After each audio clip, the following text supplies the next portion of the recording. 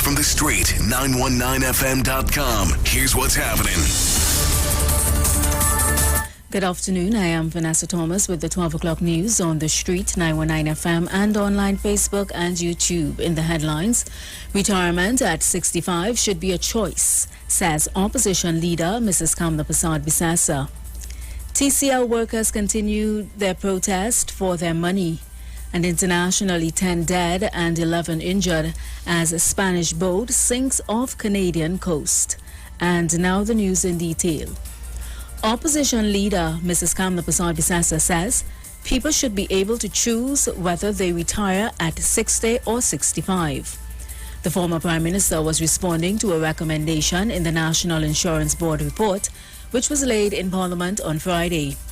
The NIB has suggested gradually increasing the retirement age from 60 to 65 to compensate for the reduction of contributors to the National Insurance Fund. In response to this, during the United National Congress's virtual report on Monday night, Prasad-Bisasa said any discussions on changing the retirement age will need serious consultations, and should that be the preferred option for the majority, it should be one that is by choice. Prasad-Bisasa added that you cannot tell a person who has worked his whole life and paid his NIS every week or every month that he cannot get his NIS until he reaches 65. Prasad-Bisasa also questioned the accuracy of the report, which said there was an increase in contributors in 2021. ComImbert's overview of the report said the number of contributors in 2021 was recorded at 446,116, increasing by 41,919 contributors, or 10.4% from 404,197 in 2020. Prasad-Bisasa questioned the figure and stated that Mr. Imbert was trying to tell the nation that 41,000 more people are contributing. She asked, how is this possible in a year of lockdowns and businesses closing? She added that 41,000 people getting jobs during the pandemic is a lie. Employees and ex-employees of Trinidad Cement Limited have been protesting over the past 6 weeks over the company's non-payment of outstanding money owed to them.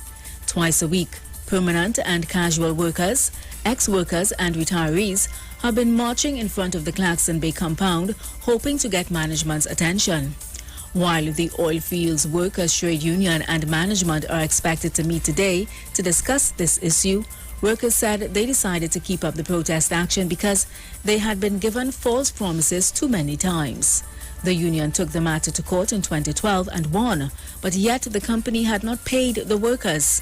The workers claimed that they were also owed cost of living allowance, gain sharing and other payments. Back in 2012, the workers had a 90-day strike. TCL, meanwhile, is yet to give a response to the matter.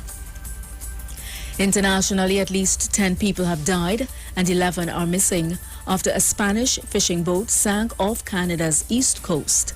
3 crew members have been rescued and efforts to find survivors are continuing. The crew of 24 included 16 Spanish plus Peruvian and Ghanaian nationals, according to Spanish media reports. 2 distress alerts were received by Canadian Coast Guard and a Canadian rescue mission was launched, deploying a rescue ship and helicopter as well as fishing boats in the region.